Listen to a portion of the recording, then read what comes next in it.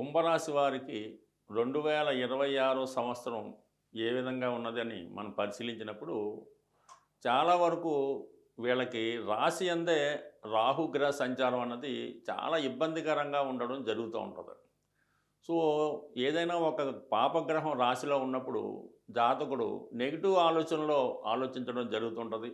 ప్రతి విషయాన్ని కూడా నెగిటివ్గా ఆలోచిస్తూ ఉంటాడు. ఒక మంచి అవకాశాన్ని వచ్చినా కూడా దాన్ని సద్వినియోగపరచుకోకుండా వచ్చిన అవకాశాన్ని వదులుకోవడం, ప్రతి వాడిని కూడా తక్కువ అంచనా వేయడం జరుగుతూ ఉంటుంది.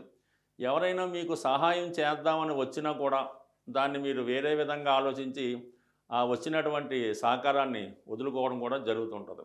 సో ఏ విధంగా ఈ రాహు మీ రాశిలో ఉన్నంత వరకు అంటే ఈ సంవత్సరం డిసెంబర్ 5వ తారీఖు వరకు మీకు ఎటువంటి కొత్త అవకాశం వచ్చినా కూడా దాన్ని మంచి చెడ్డలు పూర్తిగా ఆలోచించి నిర్ణయం తీసుకోవాలి తప్ప వచ్చిన ప్రతి విషయాన్ని నెగిటివ్గా ఆలోచించి వదులుకుంటే మాత్రం ఇంకా మీరు గతంలో ఉన్నటువంటి మార్గంలోనే నడిచే అవకాశం ఉంది.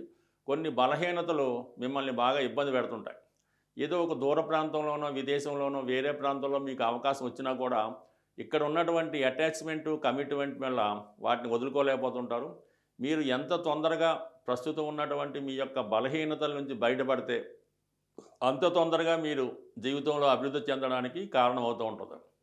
దాంతోపాటుగా ఈ ఏలినాటి శని ప్రభావంలో రెండో స్థానంలో శనిగ్రహ సంచార ప్రభావం అంటే కుటుంబ సభ్యుల విషయంలో కొన్ని ఇబ్బందులు మీకు ఎదుర్కోవడం జరుగుతూ ఉంటుంది. మీరు ఏ ప్రయత్నం చేస్తున్నా కుటుంబ సభ్యులు మీకు వ్యతిరేకంగా నిర్ణయం తీసుకోవడం, ప్రతి విషయంలో కూడా మిమ్మల్ని విమర్శించడం జరుగుతుంటుంది.